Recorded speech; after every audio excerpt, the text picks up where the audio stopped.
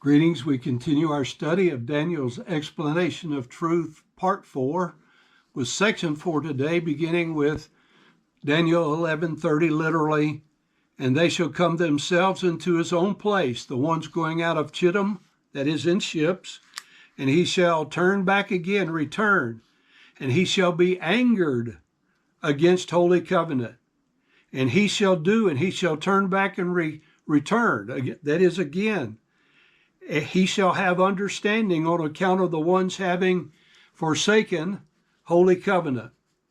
The Roman ambassador had arrived in a ship from Cyprus.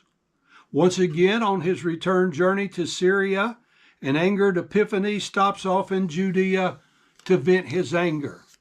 Upon hearing that the true worship of Jehovah God had resumed, he, in confederation with Melanus and other Jews who instigated Epiphanes against those who desired to worship God instead of the Greek false deities, acted. It is now 167 BC, and Apollonius is dispatched with 22,000 soldiers to Jerusalem with orders to destroy the city. Worship of Jehovah has been declared worthy of the death penalty. Many inhabitants of Jerusalem were therefore killed for worshiping God, and the city was destroyed, and the spoils were taken by the soldiers. The formal discontinuation of true worship was established, and the forced worship of false Greek gods was enforced by penalty of death. That brings us to verse 31, literally, seeds of him they shall raise themselves up, and they shall desecrate the holy sacrifice place of the dominion. And they shall cause a change in standing the perpetual burnt offering, and they shall give, having caused desolation, and remaining so, abomination. Epiphanes identified himself with and as the Greek god Jupiter Olympius, thus demanding that he be worshipped as God. This was effected not personally, but through his seeds, his proxies. It was the first time in history where a conqueror of the Jewish people had not allowed them to continue to worship God while being subjected. Thus, the plain statement concerning the desecration of the holy place of the domain and the permanent stopping of the continual burnt offering.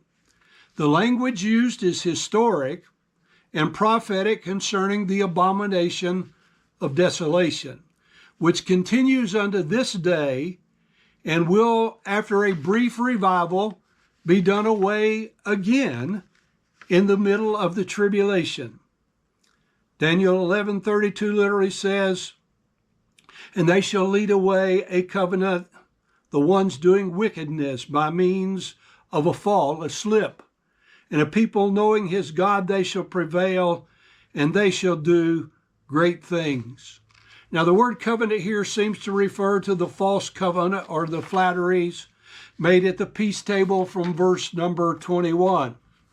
The apostates of Israel now not only forsake the covenant of God, but they have actively done wickedly against it.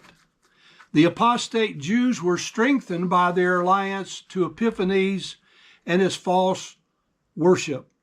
However, those Jews who remained faithful to God were strengthened and did great things against this false worship. This is a brief reference to the Judas Maccabee and his sons and their famous rebellion to this forced worship of false religion, which is spelled out in some of the extra biblical books bearing their names, but not part of the recognized canon of the 66 books of the Bible that we know as the Scriptures.